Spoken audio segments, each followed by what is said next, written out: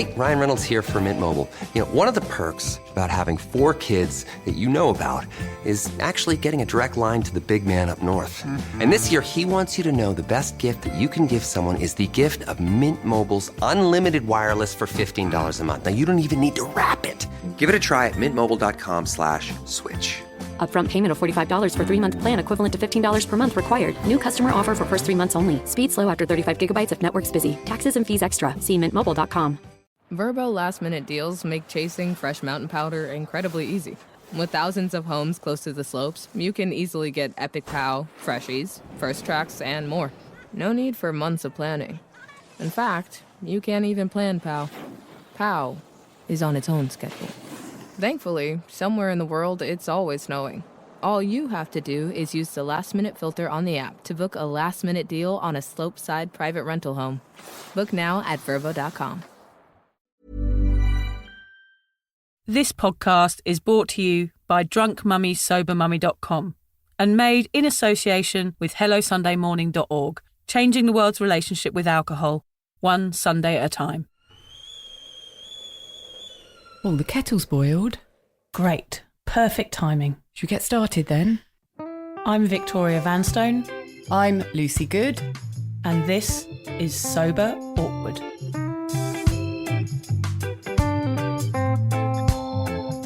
Right, Lucy, over to you. Thanks, Vic. So whatever stage you're at on your sober journey, and Vic and I are at completely different stages, you'll know that life without booze can at times feel, what do you reckon? Awkward. Lucy and I invite you to listen to our podcast where we discuss the realities of sobriety, the good, the bad, the ugly, and the cringingly embarrassing. Our honest and open chats will help you discover what it really means to be sober. Yes, we're here like a dodgy bottle of port from your nan's drink cabinet to take the edge off sobriety. And together we can learn how to feel the awkward and do it anyway.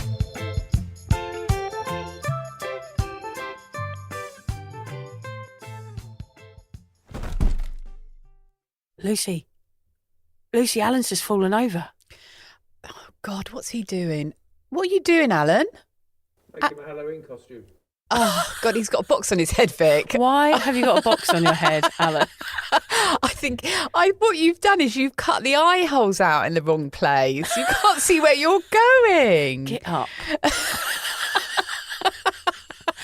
Dear, oh dear, God. That's not going to be the best costume, is it? I'm a little bit worried about his 4 kids this evening when he goes trick-or-treating. I hope he's done a better job with the kids' costumes. Yeah, I mean, that's not very impressive, is it? He's just got an old box off the tip. Yeah, 2 holes in it that are lined up with his forehead. Oh, too funny. We're in the spooky booth, aren't we, today, Lucy? Yes, it's Halloween. Happy Halloween, everybody. Yes, happy Halloween. Yeah, my kids are older, so I can get out of trick-or-treating. Yeah, I'm not getting out of it. Yeah, neither's Alan. So No. you guys will all be out, Yeah. pacing the streets, begging strangers for lollies. Yeah, at least we can hide our sad faces under masks. And cardboard boxes. Yes, and very poor cardboard boxes. How are you, Lucy? Very well, thanks, Vic. Really well. In fact, we're recording this in a morning, aren't we? It's our first time we've done a morning podcast. We usually speak in the evening, so we feel a bit sort of topsy-turvy, but good. It's nice, isn't it? Yeah, we just had breakfast, actually, didn't we? Had a veggie special, didn't we? Yeah. 2 pieces of toast with the poached eggs, because there's nothing that annoys me more than people serving 2 eggs and 1 piece of toast. You were very specific about that with the waitress. I have to be. Yeah, I don't go out for breakfast very often, so I definitely want my 2 pieces of toast. And I went wild with the butter. She went mental. I'm going to post a picture of the amount of butter Lucy put on. I mean, we do like our treats, us sober people, and butter is one of them. I will have as much butter as I want. I'm sober. Yeah, you can lather your body in it and swim the channel. I bloody well will if I want. I'll help you. Oh, thanks, Vic. I'm very well, thanks. And great to be here in the morning. I'm quite liking this. Yes, it's so we nice. might do more morning podcasts. How about you? How are you? I feel all coffeed up and ready to go. So, I'm excited to be here and excited to talk about this brilliant topic today, which is today's chat is all about the impact of words associated with sobriety, isn't it, Lucy? Yeah, that's right. This is a really important one. Well, we think every chat we have is important, don't we? We do. Do you think wrong with us? We big ourselves up. What we're talking about is so important. Yes, I am a very important person. Everything we say is really important and everybody should listen. Whereas usually it's a load of bollocks. We're just talking a load of shit and hoping people listen. We did go and see a movie though, didn't we, Lucy, this week together? We went to see the Aretha Franklin movie, Yes. which was actually which a lot of television I watch nowadays turns out to be about addiction. It does. And trauma. And it was interesting because I knew a little bit about Aretha Franklin as much as the next person, but I didn't know that much of her backstory, and I didn't know she struggled with alcohol. Yeah. So it was funny. We were sitting at the back of the cinema, weren't we? And there we were seeing this massive downward spiral of Aretha Franklin with alcohol, and we were both nodding knowingly. And it was a little bit of an eye roll moment for me because it's like, all these movies that follow the lives of famous people, they always seem to spiral into a pit of despair through alcohol. Yeah, I guess they don't have a lot of support.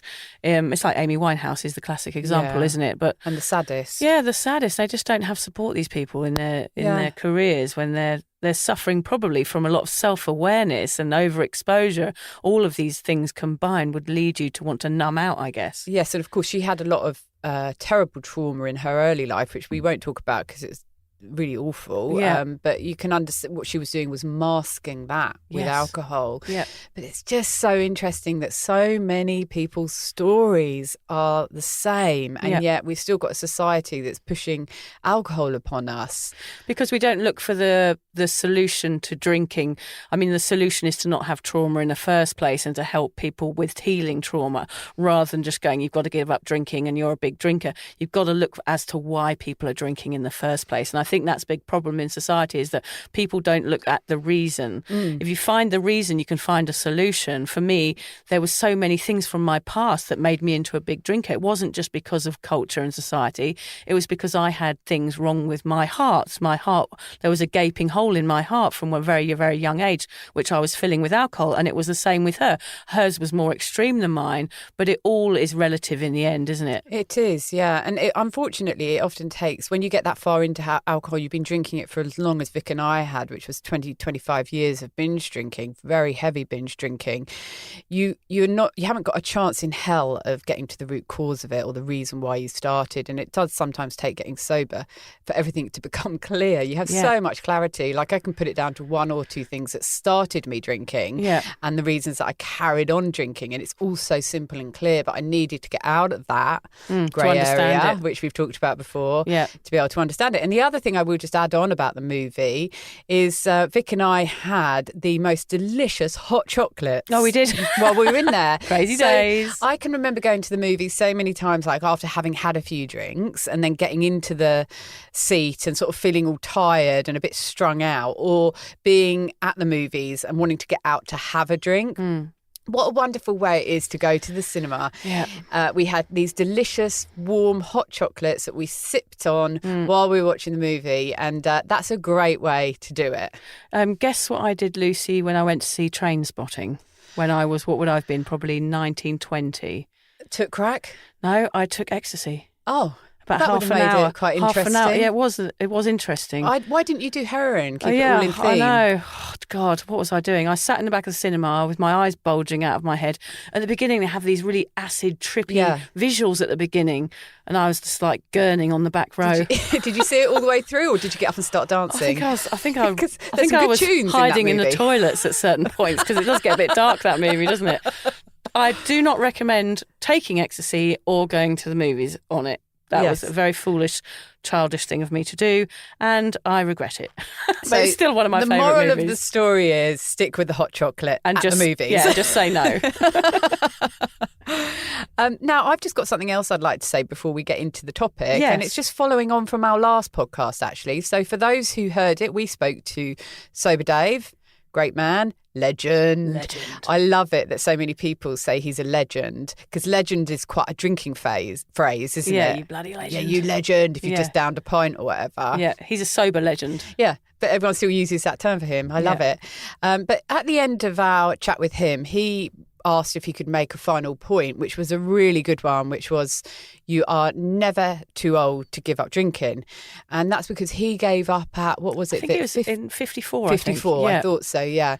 And I just wanted to follow on. I know there's been a 2-week gap, but my mind works very slowly. I'd like to add to that comment that You're never too old to give up, but you're also never too young to give up drinking either. And I say it because one of the comments Vic read out in one of our podcasts was from a young man who actually said he felt he was too young to have a problem with drinking. And one of our big regrets is not understanding and having the support and knowing that we could have given up earlier. Yeah.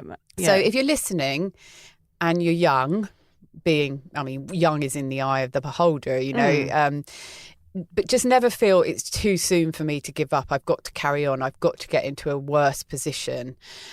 You can give up at any time in your life. And to be honest, from my experience, the earlier you do it, the better life you're going to have. Yeah, and that's a real realisation, isn't it? It's a shame we had to have it when we were older, when we were in our 40s. But I think, I wish I had known what I know now in my early 20s, and I wouldn't have not gone through as much trauma and as much, mental torment as I did. Yeah. Yeah, it is a shame. But I didn't have the information. I wouldn't have listened to it anyway, honestly. But hopefully people are getting more used to the idea of sobriety now, so people are beginning to listen. That's our hope with our podcast. Yeah, definitely. We just want to say very quickly, if anyone can take a second out of their day today that's listening and go on to the Australian Podcasts Awards, which is australianpodcastawards.com/vote, and just vote for Sober Awkward in there for I think it's the Listener's Choice Award. That would be amazing because we just want to get our message out to more people. So if you could go on and do that, just reconfirm the email once you've done the vote, that will give us a really good push in the right direction.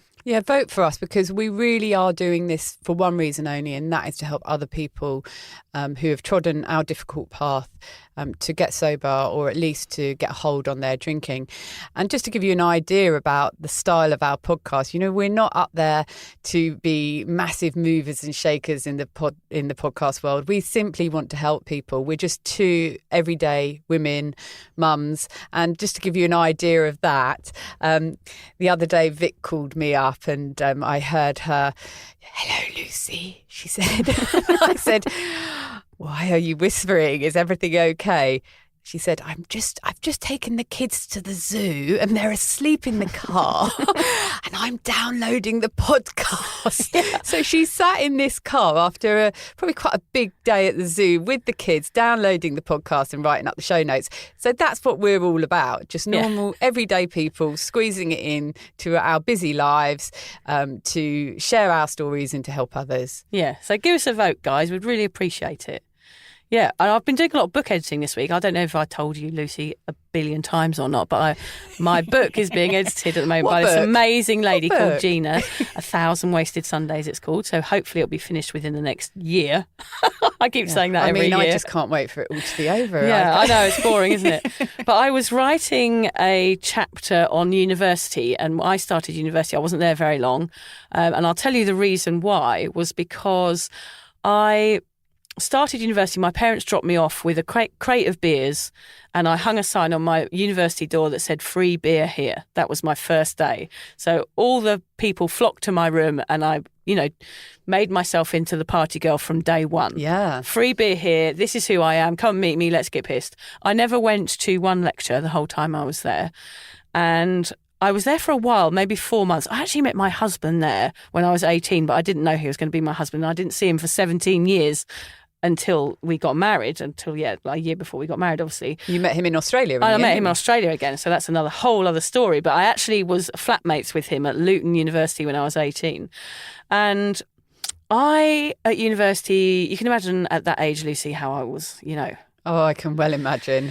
I just wanted to get off my head every single day and just smoke weed and just be the crazy girl. But I just thought that was fun. I just thought I was cool and fun. And I was there for about 4 months. And I remember being at a party and a girl walking up to me. And we're talking today about the weight of words. And this is a perfect example of me ignoring words very early on in my drinking days. And not listening to words when I probably should have done. But a girl came up to me that I thought I'd never met before. And she said, "Oh, hi." And I said, "Oh, hi, who are you?" She said, "Oh, I'm Catherine," or whatever her name was. And I said, "Oh, yeah, I'm Vicky. Nice to meet you." She went, "Oh, you're Vicky. You're the one that takes loads of drugs and is a real drinker." And so that was one of the first times in my life that somebody had said to, like, pulled me up on my drinking habit or my drug taking habit. And I actually was so humiliated and taken aback that I remember just sort of standing there just going, oh my God, that's how I'm thought of. That's how I represent myself. And I hadn't really realised until that moment that she'd said that I had a reputation as somebody, as a party girl, as like a real kind of lost it. And those words affected me so much that I went back to my room that night, packed my bags, and I left university. Wow. Yeah, I never went back. Oh, well, I mean, there's no point being there, really, have you? I continued collecting my student loans. I was just about to say, I do vaguely remember your mum and dad telling me that they were paying you some money for university for years. No, let's not go into that. Let's not go into that. Interesting one, Vic, and thanks for sharing that, because also... when you said that this girl, Catherine, or whatever her name was, said those things to you, there was a time when if someone had said that to me, I would have been quite proud. Gosh, yeah, I suppose... I wondered what you were going to say then. I didn't know if you were going to say that you were humiliated. I was absolutely Or humiliated. whether you were like, oh, yeah, that's me. Yeah, I take lots of drugs and drink. Because there was certainly a stage in my life where I would have considered that a compliment. I think it was because I didn't know her and I just presumed all the people that knew me thought it was funny. Whereas from an outsider's point of view, I don't think I'd ever considered anyone's opinion of me that wasn't within my close circle of mates. And so she was somebody coming from the outside and going, you are this and this is why I know about you. And it summed me up at the time. And I remember getting in my Morris Minor the next morning and driving home and having to explain to my parents that I'd left university, not really telling them why, just saying that I just didn't feel comfortable there. But actually, of course, instead of dealing with what that girl said, I had no other mechanism than to get deeper and deeper into my drink and drug obsession. So I went home and the party carried on somewhere else. I just moved it from one location to the next, from Luton to home and then down to Brighton, where it just, it tumbled and got worse. Because again, that situation made my heart hurt again. And well, it was another layer of shame. Exactly. Another layer of shame that I filled with booze. And recreational drugs. And that's such a powerful story to tell about the effect that it had. Yeah, and they're just words. Massive life change due to somebody saying a few words to you. Yeah. But still not enough to make you actually do anything about it except to drink more. Crazy, I know. Okay, so let's talk a bit more about words, shall we? As Vic said, today's chat, it's all about the impact of words associated with sobriety. We don't need to tell you how words can affect you in both a negative and positive way. Never let it be said that sticks and stones can break my bones, but words can never hurt me, because they bloody well can. In fact, words, especially in the context of drinking, can have a huge effect on how we deal with our drinking and, most importantly, in our decision and our mission to get sober. Yes, that's right, Lucy. As a writer, I love words. The wonderful way we can string them together in a sentence to get across the right message in the right way. But I'm with you that some words are too powerful for their own good. Take the C word, for example. Now, that's a horrible yet crazily powerful word. Gosh, yes, Vic, that word certainly packs a punch. Yeah, it's a bit sort of graphic, isn't it? I use it sparingly, though, Lucy. I do use it occasionally. Otherwise, I think it loses impact if you use it too often.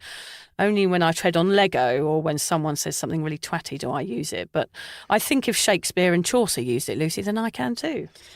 Are you sure Shakespeare and Chaucer? Yeah, it's very old. It dates from the 1200s, the C word. Are we talking about the same word Yes, here? we are, the CU word, yes. Really? Yeah, because it's a name of a street in Oxford. And it comes from that. Yeah, so that's fascinating. God, you do learn things when you listen to this podcast. Yeah, you do, yeah. Fantastic. I love that. Shakespeare used the C word. Yeah. Wonderful. What I do find interesting, though, is that words mean different things to different people, or a word that drives one person in one direction can drive another in a totally different one. And that's why this discussion is so important on the sober scene. Are you struggling to identify with some of the words around drinking and sobriety? Are you scared to admit that you are maybe, heaven forbid, an alcoholic in this society where we are literally groomed to be alcoholics from our early teens? And could it be that something as simple as a word or a label is clouding your path to finding true and everlasting sobriety?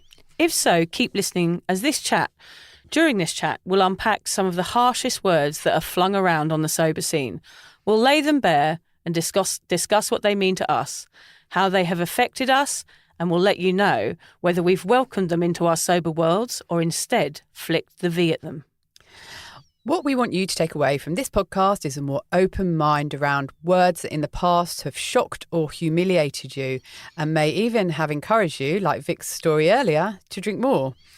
We want you to spin how you use these words so they work for you and not against you.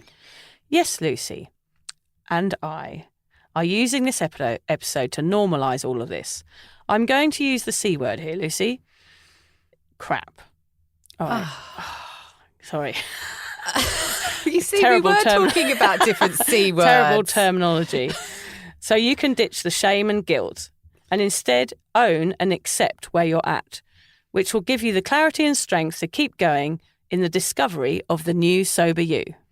Yeah, brilliant. And we've actually already ascertained from doing our notes and making some points that we feel very differently about a lot of words. So this is going to be a really interesting chat. Yes, we do feel very differently. It's strange, isn't it?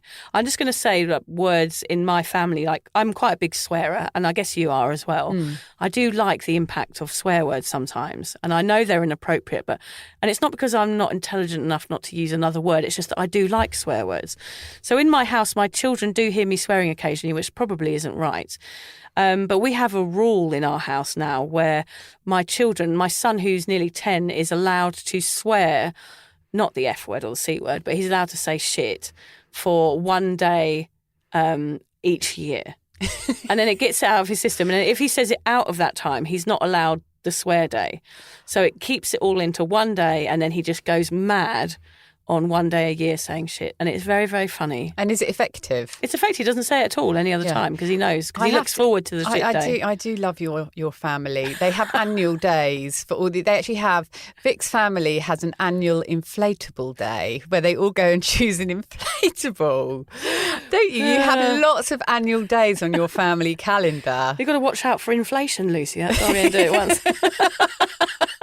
They get too expensive. All right, let's get started. So our first word, very appropriately and straight to the point, is sober. And like we're going to do with all the words that we're talking about today, is we're going to read out what they are described as in the Oxford Dictionary. So sober, I'll start, means not affected by alcohol, not drunk. Serious, sensible and solemn, muted in colour. Oh, yes, very, like sombre. It must be from sombre, is it? I would guess, yeah. Yeah, when I say sober, I can't help feeling a bit judged, even still when I say to people I'm sober. I mean, obviously everybody knows I am now, so I don't have to say it as often. But I think especially in those early days, I do feel that sense of if you're sober, it means you're a drunk. Or a very boring person. There's got no in between, is there? there? Or a judge. Yeah, either.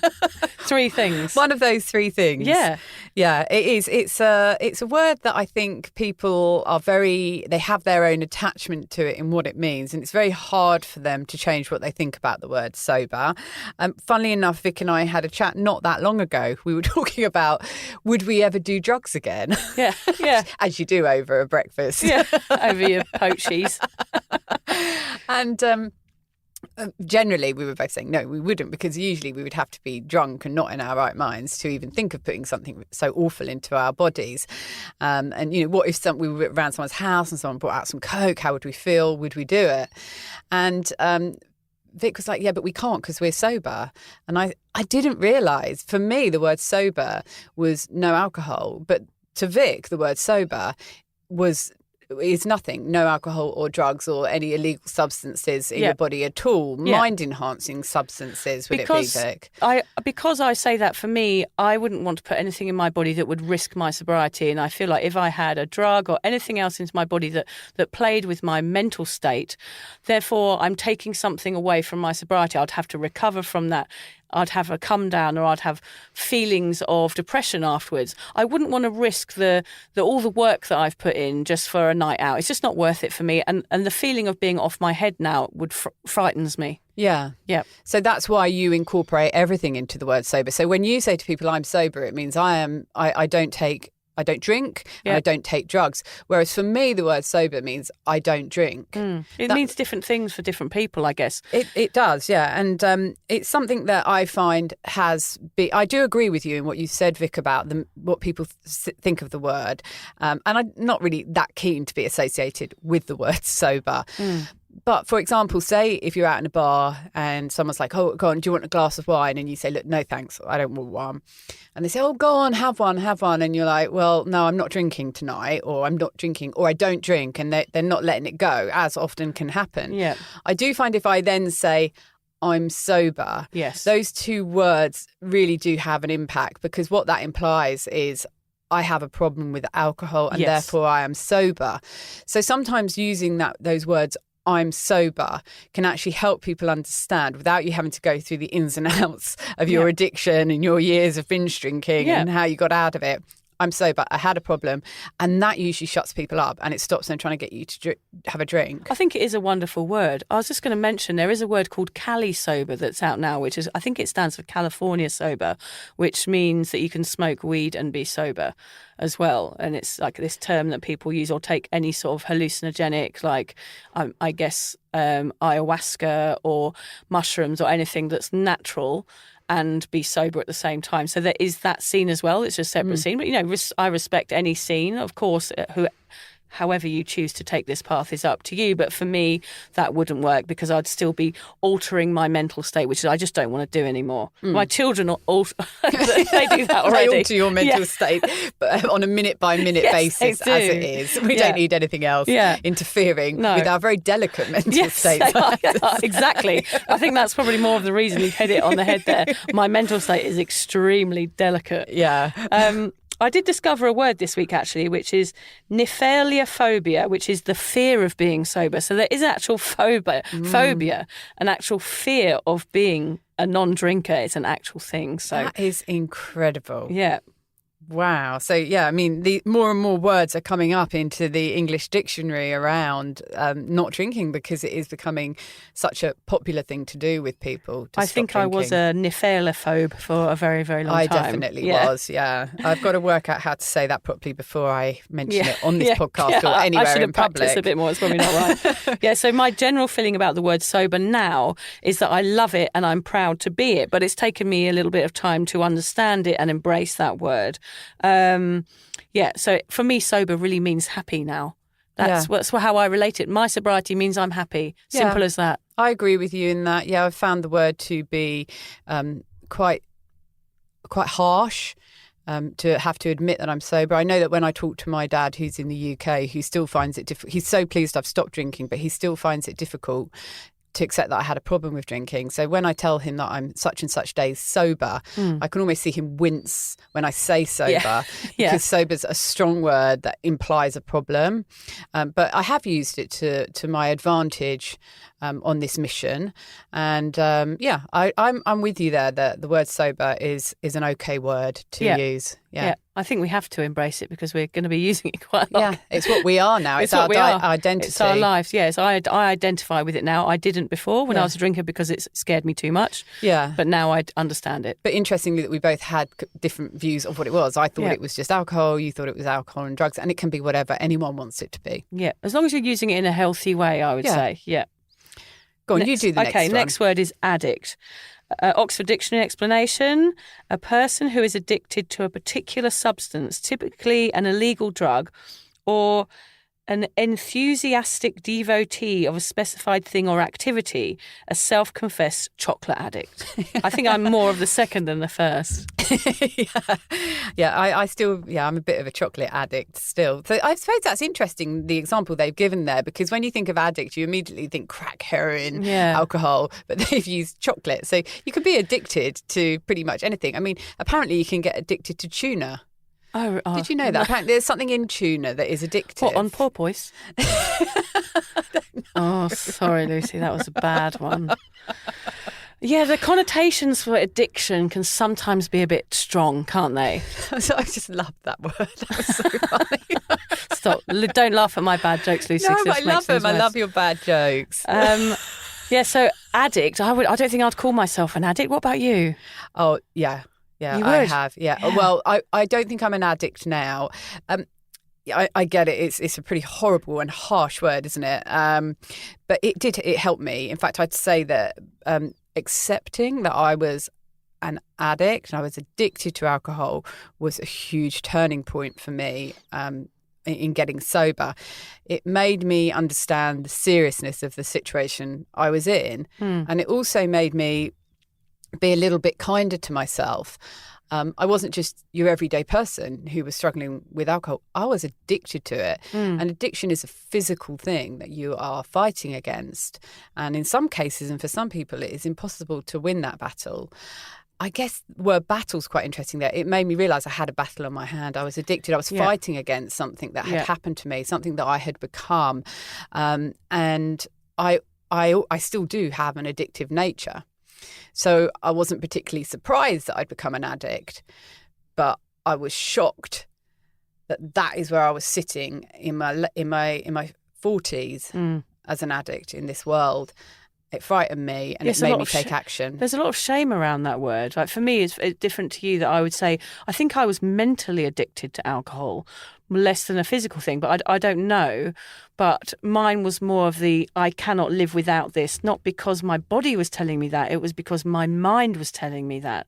So I had a different form of addiction to you, I think, whereas I needed it mentally, which is strange, isn't it? Yeah. But no matter what, in both those situations, there is shame around that word to say, look, I'm an addict, to put your hand up and say, look, this is me and I'm an addict, which is why a lot of people don't do it. So that's the weight of words right there is huge because we're not putting our hands up for support and help because we're so ashamed to actually use these words. Yeah, and if you can't accept, and we've talked about it before, if you've got a problem, the first stage to sorting it is acceptance. Yeah.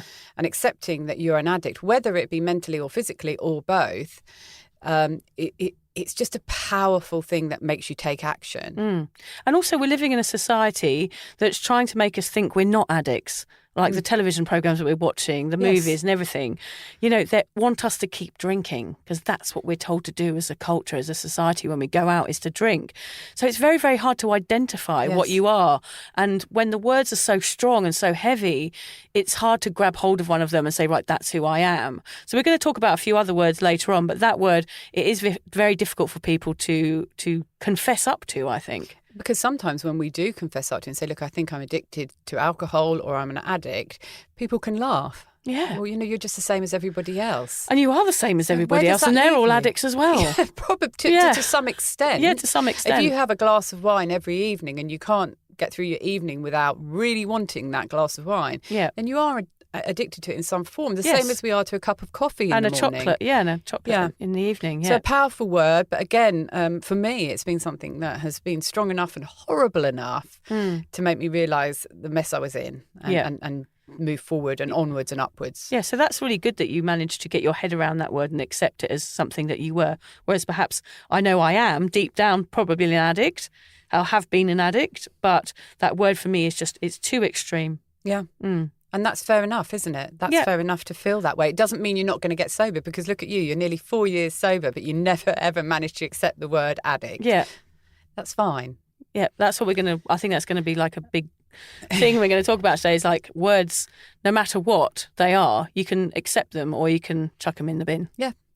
And it doesn't matter what other people think of them. And the next word is probably one of our favourites in a way, isn't it? One of our pet words. Pisshead.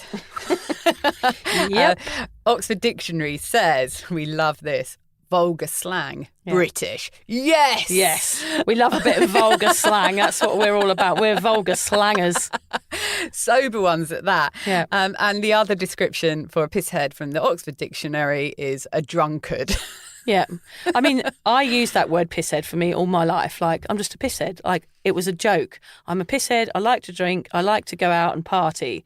So I think that word for me made me acceptable in my group. And I I humorised the word pisshead in order to hide my drinking habit. So if I say, look, I'm just the word pisshead and addict. If I said to you, oh, Lucy, I'm an addict, ha ha ha ha, you'd be like, oh, whoa, you need to go and get help. But if I say I'm just a pisshead, you go, oh, she's a laugh, she's a pisshead. Yes. So I used that word to describe myself throughout my life, because then I didn't used to have to use any other words. Clever, really. Yeah, it really is. It's sort of taking a really serious word and using a word that's a bit of a laugh instead of it to be able to get away with it and carry on with that behaviour. Yep. I mean, for me, there was no better way to describe myself other than a pisshead. And same as you, Vic, I was quite openly a pisshead throughout all of my life from sort of 15 onwards. Yeah. I have to admit that as I was getting into my late 30s and certainly early 40s, when people did describe me as a pisshead, or I was even using it to describe myself, it started to sit less and less comfortably with me. It's just not a good look. Especially as a parent. As a parent, as a middle-aged woman, it's not cool to be a pisshead anymore. And I know that is how people were talking about me and describing me, and I don't blame them for doing that, but I felt a lot of shame around that. But I do prefer the word piss artist. I think that's makes you sound like you're creative in your choice of beers. I just think it sounds so much better than piss head. So if you want to refer to me, could you use piss artist? Yes, instead? I'll use piss artist. Thank you. Instead, it makes you sound more intellectual. Appreciate I imagine that, you're in a Vic. little beret with a small moustache. Yeah, downing a Stella. Yeah. Yay, legend. Way, I'm piss artist. Way. Legend. Okay, next word, Vic. You go for it. Right, alcoholic. This is the big one. In the Oxford Dictionary, it says containing or relating to alcohol, suffering from alcoholism, a person suffering from alcoholism. Yeah. I know with AA, once an alcoholic, always an alcoholic. That's right, isn't it, Vic? I think so, yeah. Yeah. I don't see that. I will admit I was an alcoholic. Mm-hmm. I was in a situation where I simply couldn't stop drinking. But I wouldn't describe myself as one now. And I've come to that realisation. I mentioned in another podcast that I went to see a healer, and she went to my right shoulder and she said, oh, there's a lot of shame in there. And I hadn't told her about my drinking history. And I said, oh, that makes sense because I used to be an alcoholic. Oh, you said that word out loud I to said her. it. That's what I said to her, that sentence. Is that the first time you've said that word to someone like that?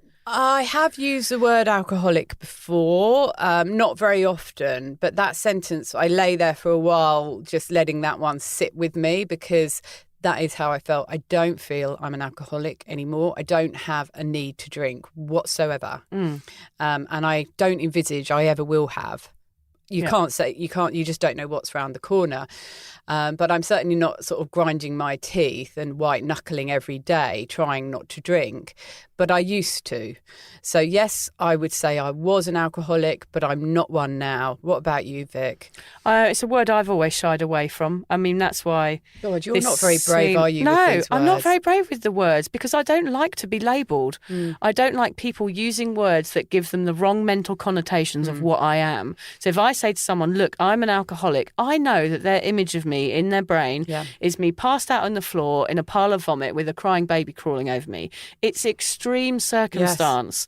And they're going to jump to that conclusion straight away into their brain. And that's not who I am. So I don't want that word to represent me, even though I probably am an alcoholic and I have been an alcoholic and a lot of institutions would call me an alcoholic. I guess that's what we are, is alcoholics.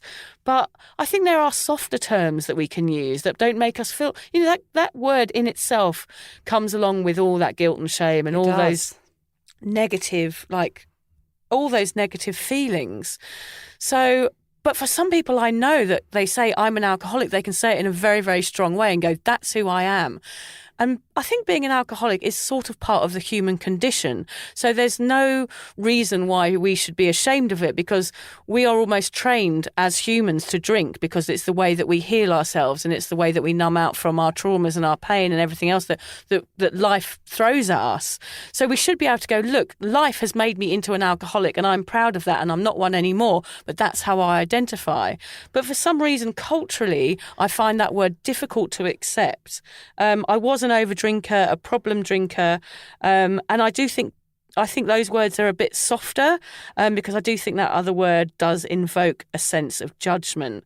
And it makes me think of people like with pale faces in circles in rehab facilities. Well, I think that's it as well, because when you think of the word alcoholic, it often comes with the word anonymous. Yeah. And the word anonymous really makes you think of having to hide away from something. And feel shame about something. And feel shame, yes. And we're not about being anonymous at all, are we, Lucy? No, we're not about at all. shouting about this and being open about this, and so that other people can understand that, being an alcoholic doesn't have to be something to be sad about. And I think I like to put the stake in the ground sometimes with some people. I've had very little problem with people and my drinking. Everyone's been very supportive. Occasionally I have had some difficult moments, and those are the times when I might bring out that word, haul out that word, dust it off and use it, because I need to make it clear to some people I have had, and to some extent still do, have a problem. I am an alcoholic.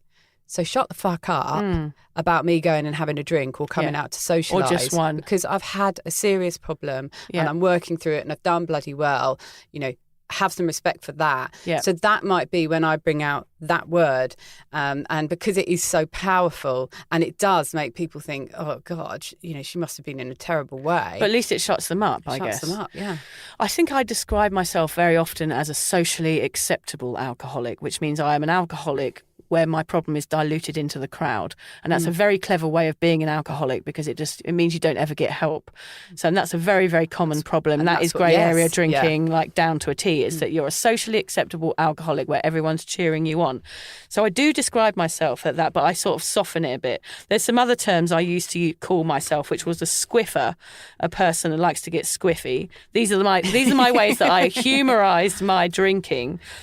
The slugger, that's another one that I used to be called. The glugger. Yeah, the glugger and the slugger, a person that slugs rather than sips. Great. I sound very ladylike, don't I?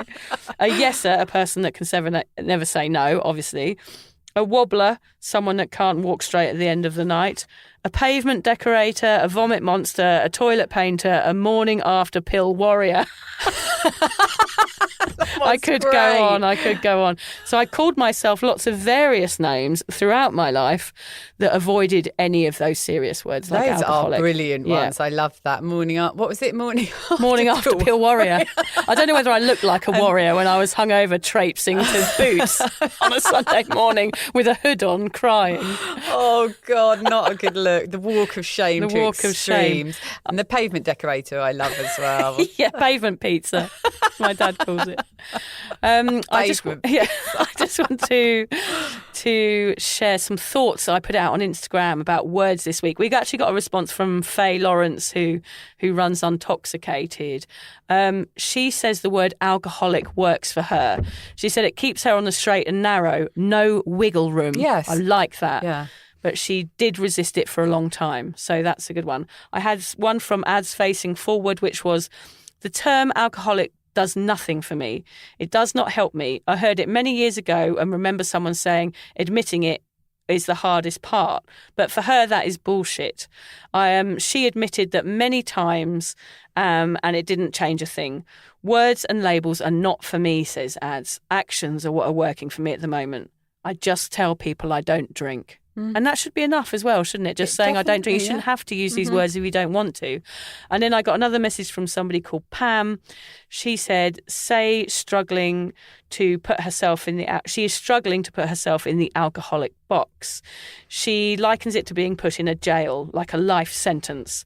She said, this was a lovely comment. She said the podcast has given her the gift of self-reflection, and that she's starting to understand that perhaps she is an alcoholic, even if the words are uncomfortable.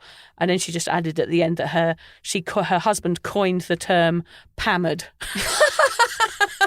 So thank you, Pam. And thank you, Pam's husband. Yeah, hammered. Really made me laugh. I will just add here, Vic's reading out some of these comments, and she's got permission to read them out from the people. So please don't feel that you can't comment, because suddenly your view and your name is going to be spread out on the podcast. Only if I ask you. Yeah. We won't put anything on here unless we've checked with you first. So please feel free to comment when Vic asks a question on Instagram or on her Facebook group, because getting your responses to the topics that we're going to talk about really help us to talk about the things that people are interested in. Yeah, I'm glad I don't get pammered. I'm glad you don't get pammered anymore, Pam. Yeah, good for you, Pam. What's the next word, Lucy? Great one. Sober curious. And what's so interesting about this is I looked it up and there's nothing, it's not in the Oxford Dictionary. So what does that tell you about it? It's such a new word. So instead I went to good old Google and popped it in. And I got this from Healthline. Sober curious simply means that you've chosen to avoid alcohol for personal or wellness reasons. It involves curiosity about the reasons fueling your desire to drink and the way alcohol affects your life. What we think it encapsulates is anyone that has ever questioned their relationship with booze. Sober curious simply means that you've chosen to avoid alcohol for personal or wellness reasons. It involves curiosity about the reasons fueling your desire to drink and the way alcohol affects your life. We've just said that. Well, we've just made the point, made it really clear. Sometimes you've got to say things a couple of times for it to really go in. But you love this, don't you? You love Sober Curious. Tell us why. I do love this term because I've mentioned it many times, but for the first 18 months of my sobriety, I didn't tell anyone because I didn't want to say to people that I was an alcoholic because I didn't feel like I was. I felt like I was a problem drinker that needed help to stop. That's how I identified. I didn't know there was a sober curious scene. I didn't know anything about it until I found that term. That term gave me an identity and it meant I was part of something for the first time ever. It really made sure that I could identify who the people were that I could surround myself with and the people who I could talk to and how I could explain what I was going through to my friends and family. I am a sober, curious woman. I questioned my alcohol intake for many, many years, and I've questioned it so much to the point where I'm bored of questioning it and I have to get help and stop. So the curiosity killed the cat at the end of the day. It made me reach out for help and get support. So I just think that word, it is so vast. It's like a big warm hug that grabs hold of a huge range of people. Anything from those one glass of wine at a barn dance a year to somebody that's a problem drinker to somebody that's an extreme drinker. They're all going to be people that question their drinking. And for me, that it allowed me to get rid of that shame of having a problem with drinking. And it allowed me to explain myself. Yeah. And so it incorporates so many people, a space outside of that alcoholism word. It means the floodgates open for me to get support. So that word for me is involved in everything I do now. It's about teaching people that if you're questioning, you are sober curious and you are deserving of help. So that's everything I base my blog on, my book on, is saying, look, there is this place, this sober curious place that isn't extreme. So for me, that word changed everything. Yeah, and I understand and I accept everything you say there, and you explained it really well. But because I'm being very disagreeable in this podcast Halloween, today, she's doing spooky disagreeing. I should maybe not have had that double shot coffee before I came in because I'm feeling a bit agitated. Oh, no. No, the reality for me is the sober curious word doesn't really work because of the level of the problem that I had. I agree with what Vic's saying, and I think it's got a wonderful place in this society, and I know that it will help people the way that it's helped Vic, and I think that's wonderful. So let's keep that word, those two words, sober curious, going. For me, I find it scary because it's too grey area for me.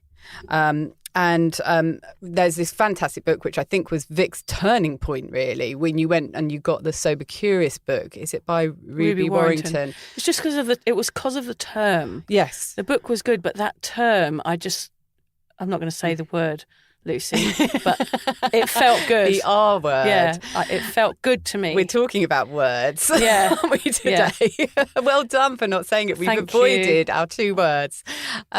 Yeah, and because everyone raves about this book, Sober Curious by Ruby Warrington, excellent book. Of course, I ran out and got it in the hope to have another tool in my toolbox. And I read it. I started to read it when I was about 3 months sober, and I had to stop reading it because it is about maybe continuing to drink, but moderating. Scared the life out of me because I thought, I can't do it. I can't go back to try to moderate again. I am not sober curious. I am sober desperate. You're an alcoholic. Yeah. Yeah. Curious is a very gentle term, which is what you like about it. It's like a little curiouser and curiouser. That comes from Alice in Wonderland, I think. It's kind of a cute word. If someone's curious, they're just tapping into something, getting a little bit of information. They're interested in something. That's not me. I was serious. Desperate. Yeah. Desperate sober for support. Serious. Yeah. Sober serious, sober desperate. I don't know. But I was beyond sober curious. And whereas I think it's great and it encompasses so many people, it brings them in to start their journey on wherever they're going to end up, which is hopefully sober. For me and the stage that I was at when I discovered that term, it wasn't serious enough for me. Maybe I'm kidding myself, Lucy. I don't think you are at all. I think the way you explained it, I get it entirely, but just I was frightened because it wasn't strong enough. It's interesting, isn't it? Well, actually, when I read out just before the description from Healthline, the next paragraph in the description, I'll read it out. It says, unlike people who stay sober because of dependency or addiction, sober curious people may not necessarily meet criteria for an alcohol use disorder or intend to give up alcohol permanently.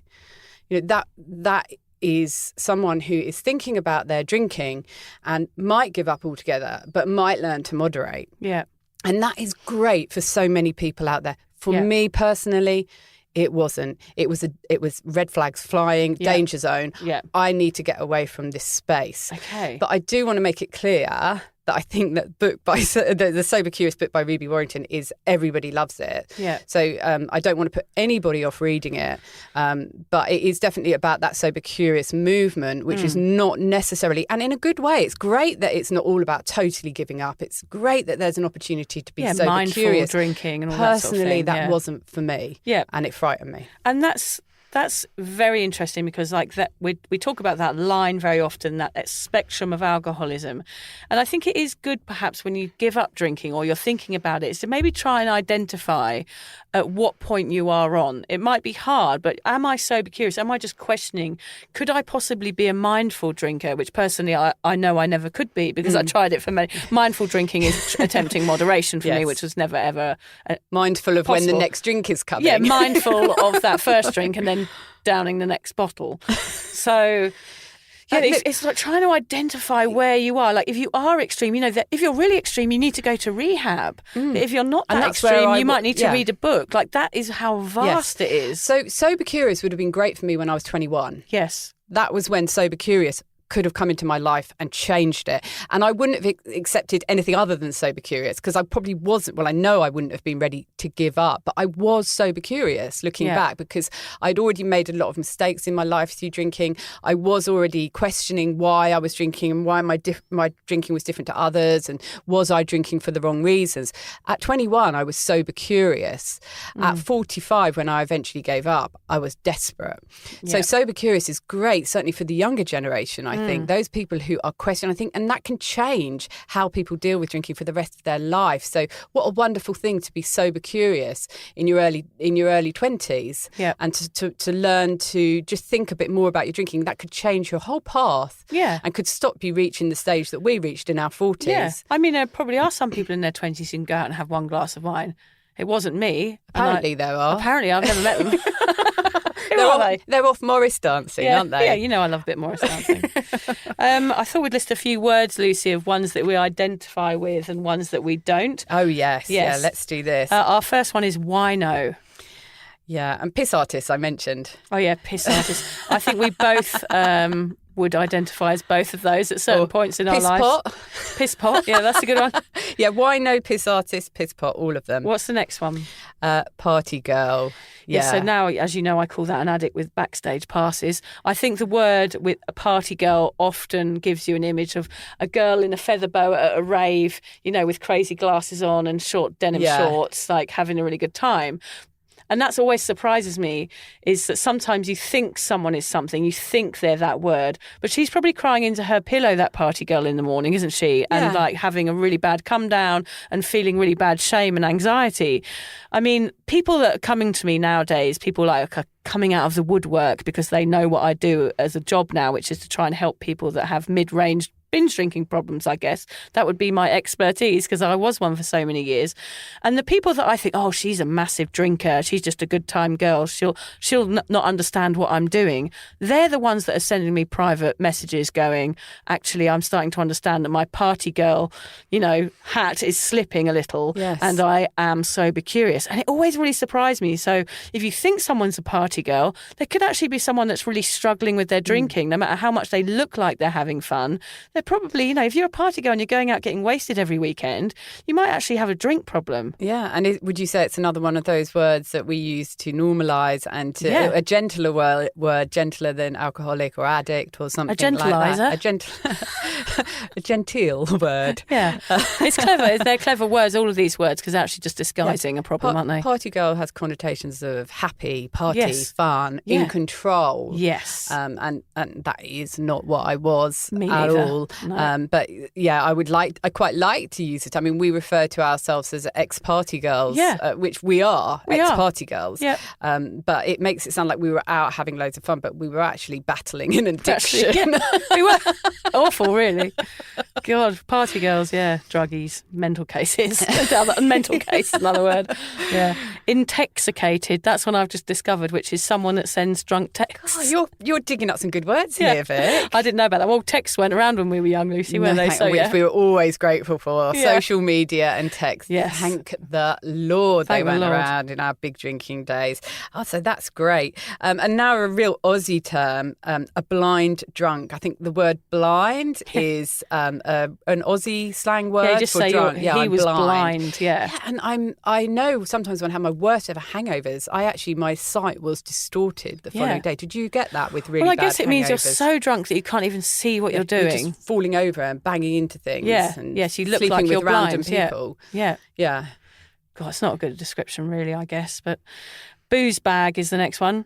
I used to call myself a bit of a booze bag. Didn't mind that one so much. I never use that term, but don't mind it. A lush. A lush. Now that makes you feel like you're sort of creative genius, sort of slopped on a bar with a martini. There is something arty about being a lush. Yeah. I don't know if anyone ever would have used that one for me. I think No. I would have been lucky to have been Yes, I was referred not to a lush. as a lush. No. A lush makes it sort of glamorises it a bit, doesn't it? Yeah. Again, a little bit maybe like party girl. Yes. Booze hound. Sniff, sniff, sniff. Yes, sniffing out the booze. We did refer to ourselves as booze We hounds like that. and drunkards. They're quite old words dirty again, aren't old they? dogs. Dirty old dogs out on the lash. I looked up another one, which was a beer monkey. My mates used to call me a beer monkey because I was always stealing the beers, but I actually looked that one up. And apparently a beer monkey, according to Viz magazine... Oh, I'm is, glad that you got a nice, reliable source. Yeah, it's my favourite source, Viz magazine. If you don't know in Australia, look it up because I think you'll enjoy it. It's a mythical simian creature which, during a drunken slumber, sneaks into your bed, ruffles your hair, steals your money, and then shits in your mouth. And that is typical Viz. Yeah. We've got some tips for you. I'll start, shall I, Vic? Yeah. Okay. Admitting that you have a problem with alcohol in this booze-soaked society is a brave thing to do. Except it's going to come with some terminology that doesn't sit well with you, but that's okay. Going against the grain can be uncomfortable, but it's also heroic and cool. Remember that words and phrases mean different things to different people and are all relative to your own experiences. Try not to focus on what other people think about these words. Instead, use them in context that works for you, or simply don't use them at all. Yep, don't bother with them. Since the sober scene is only just gaining momentum, there really is no set meaning to many of these words. In fact, you are an instrumental part in giving them meaning as you take a comfortable seat on the sober bus. Keep talking, keep sharing, keep being sober. Gradually, the taboo words will be normalised, helping the sober searchers of the future. Our words carry weight. We can use them to hurt, demean, and wound others. or we can use words to heal, encourage and love others. So whatever words you are used to describe yourself, just make sure they are kind and speak with care. Yeah. A word doesn't define who you are or what you will be forever. You can pick and choose your words and labels as you go, or don't have any at all. Do it all in a way that works for you. Bugger what other people think. If you don't like a word, don't use it. End of. Practice acceptance. Lucy and I will admit we were pissheads, and that's okay. As disastrous as the part of our lives were, it's made us the people we are today. By openly accepting the shit part of yourself and the mistakes you have made means you can learn from them and find the person you aspire to be more easily. So find the words that suit you, ones that sit well, accept them and embrace them. If need be, get rid of the ones that make you uncomfortable, dispel some words from your vocabulary. Vocabulary. I can't say that word. Vocabulary. How do you say it? Vocabulary. Vocabulary. Thank you, Miss Elocution over there. Yes, feed the words you don't like to that cheeky beer monkey and send him on his way. After you've shut in his mouth. Yeah. Stop. I love it. I've just got to tell you very quickly that Nelly this week, I think she'd had a talk at school about safety, and it was all about words, all about the words you use to tell someone about safety, but she hadn't told me much about it. Anyway, we were cuddling and I just read her 2 stories, and we were in bed. We'd just read a little robot book, and I think The Green Sheep or something again, which is her favourite. And she was all snuggled in, and I was just saying, night, night, Nelly, I love you. You're the prettiest girl in the world. And she just looked at me and went, I don't feel safe. I was like, what? That was her little eyes looking up at me. I thought she was going to say, I love you. She just said, I don't feel safe. But did you look again and realise there was a terrified look in her eye? Well, she just gets so scared when the lights are out. So any time. So she kind of used what she'd learned in the wrong context. It was very sweet and funny. That's great to tell us that story now, because that's what we're talking about. The words, the context weight of words, and how we use them, and how you can use one sentence one way and it's perfectly okay, or use it another way at a different time, and you've got it all wrong. Yeah, I was like, oh, I don't feel safe, but I love you. It was very sweet. Anyway, we've got a quote, not from Nelly, to finish us off. Do you want to read it out, Lucy, seeing as you chose it? No, you read it, because I've got another one I want to say. Well, we're going to have a double one today. Can you not read it? You can't see it. I was asking you to read it actually because she can't see properly. It's really bad writing. Words so powerful they can crush a heart or heal it. They can shame a soul or liberate it. They can shatter dreams or energize them. They can obstruct connection or invite it. They can create defences or melt them. We have to use words wisely. Yeah, and I did find that quote. I was in charge of hunting down quotes, and when I did, I found another one, which it's not in context really as much with this podcast and what we've been talking about, but I just love it. It is, taste your words before you spit them out. It's because it's something that your grandmother would say to you, isn't it? Taste your words. Yeah, roll them around your tongue a little bit. Think about them. Do I really want to put these words out there? Yeah, and think what before impact you speak. will it have on people? Yeah. Or shall I just hold on to them and swallow them? Yeah, and I think there's something to be said for using some of these words that we've talked about and trying to identify with them and discussing them with your friends and family and saying, look, this is possibly what I am, and this is why I'm taking this path, is because I'm trying to accept these words into my life, and I'm starting to be able to identify with what an alcoholic actually is. Yeah. So we haven't got a book of the week just because I forgot. Oh, I was going to say, because I noticed our script was looking a bit empty on the end. Forgot. Sorry about that. But what I will say is, remember to vote for us for the Australian Podcast Awards. Just /vote and confirm your email, because that would just be a great way of getting this out there. And I'm just looking out at Alan decorating his cardboard box. Oh wait, he's soaring into it now. It's looking really good. He's soaring some other. Those eye holes are a bit big, aren't they? I think that I think his kids will probably disown him tonight and try and join another family. Is he just going to put his face through that hole? Well, one of the eye holes is really big. It does look quite frightening. It does actually look quite frightening. I'm impressed. Nice one, Alan. And happy Halloween, everyone. Yeah, happy Halloween. Thanks for listening to us. Yeah, thanks for listening. We're going to go and get dressed up now, aren't we, Lucy? Yeah. I'm going to be a evil doctor. And I'm going to get dressed into my pyjamas. Oh, yeah. Classic Lucy staying home again. Avoid the party at every cost. Yeah, that's me. Thanks, everyone. Thank you for listening to the Sober Awkward podcast. If alcohol is affecting your life in a negative way, if you're struggling to moderate or your hangovers are causing anxiety, it might be time to reach out for help.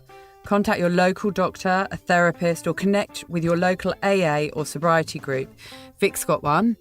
Yes, go onto Facebook and just search Drunk Mummy, Sober Mummy, the group. Lucy and I both agree that even though this journey can be awkward, it's definitely worth it. And if we can do it, you can too. For more support on sobriety, head to Vic's website, drunkmummysobermummy.com. And Lucy runs an online space to support and inspire single mums. Find out more at beanstalkmums.com.au. Finally, if you've enjoyed the Sober Awkward podcast, don't forget to follow, subscribe, review, and share it with your mates. Don't make it sound like they have to, though. No, they do have to. I'm not doing all this for nothing, Lucy. No.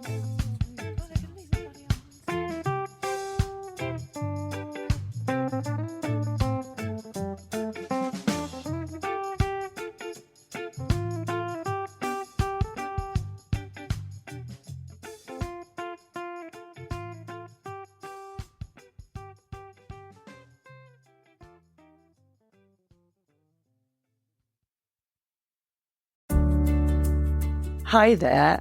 I wanted to tell you about a podcast that I think every single one of you will benefit from. It's called Therapy Works, and it's hosted by me, Julia Samuel. I'm a best-selling author and psychotherapist. I invite you into my therapy room where I speak to either a known or unknown guest. Topics range from the difficulties of divorce, a life-changing illness, to the struggles of motherhood. Search Therapy Works now, wherever you get your podcasts, and subscribe to make sure you never miss an episode.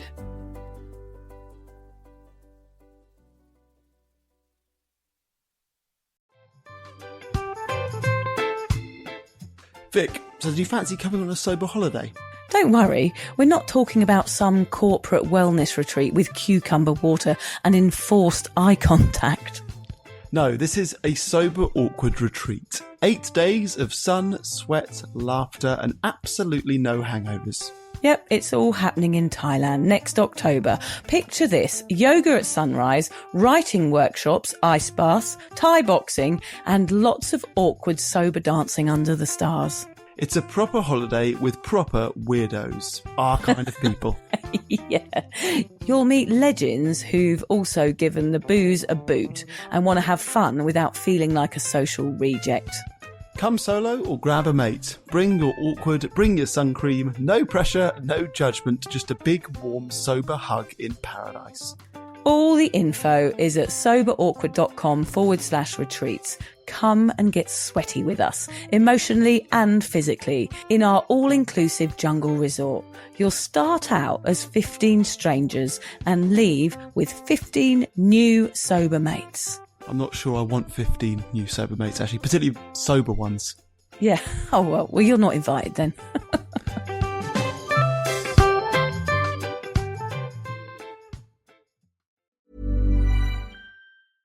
Ready for a new and exciting career challenge? At DHL Supply Chain, you're part of a team committed to creating innovative solutions for some of the biggest brands in the world. We're recognized as a best place to work, where people are valued, supported, and respected. DHL Supply Chain is hiring for a wide range of salaried operational and functional roles. Previous experience in logistics is welcome, but not required. All opportunities, no boundaries. DHL Supply Chain. Apply today at joindhl.com. When your furnace or air conditioner quits, you need it fixed, fast. This is Dennis Sullivan, president of Care Heating and Cooling. Our technicians are paid to fix your HVAC system, not sell you a new one. We show up on time, diagnose the problem, and get you comfortable again, without the high-pressure sales pitch. It's our commitment to honesty and craftsmanship that helped us win the Lennox Partner of the Year Award and a BBB Torch Award for Ethics last year. So, call Care Heating and Cooling at 1-800-COOLING or book an appointment online at careheatingandcooling.com. When you need a company you can trust.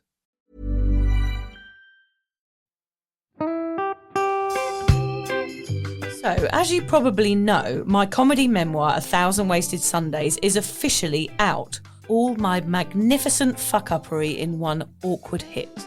If you'd like to get your hands on a copy, it's now available from all good bookstores. We always say all good bookstores, don't we? Yeah. Are there bad No, bookstores? it's probably ones with moody sellers. Oh yeah, really Yeah. depressed librarian folk. Yes, Okay, yeah, good. yeah. So there are probably some, but we're only storing it in the good ones. It's only made it into the goodies. You can also get it from all good online retailers.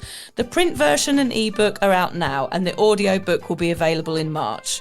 I've been writing my memoir for 5 years. It will make you laugh, cry and cringe, and hopefully inspire a few people to reconsider their relationship with booze. If you love the podcast, then I think you'll love the book, even if I do say so myself. Hamish has read it. What did you think? I feel like I know a little bit too much about you now, to be honest, Vic. Look, I really loved it. It was hilarious and surprisingly moving, but I feel like I've seen you naked in a literary sense. Yeah. Does that make sense? Yeah, that's worrying. Yeah. From an emotional point of view, seriously, it wobbled my teeny weeny wooden heart, Vic. Okay. My teeny little wooden heart. Well, his wooden heart is broken. Anyway, so if you do manage to get your filthy mitts on a copy, please do me a favour and head to goodreads.com and give me a review. Doing that will help me get it out there to those that need a bit of sober support. So there you have it. My story, unwanted warts and all. Come and get awkward with me. Not to be too demanding or anything, but seriously, go and buy it Yeah, now. go and buy it right now. Yeah, don't just tell your friends, buy it, and then buy your friends one or two. Yeah, don't give them a copy, buy it. Yeah. And you know what? Don't be careful where you store it. If you lose it, you can always buy another 5. Buy another one. Yeah.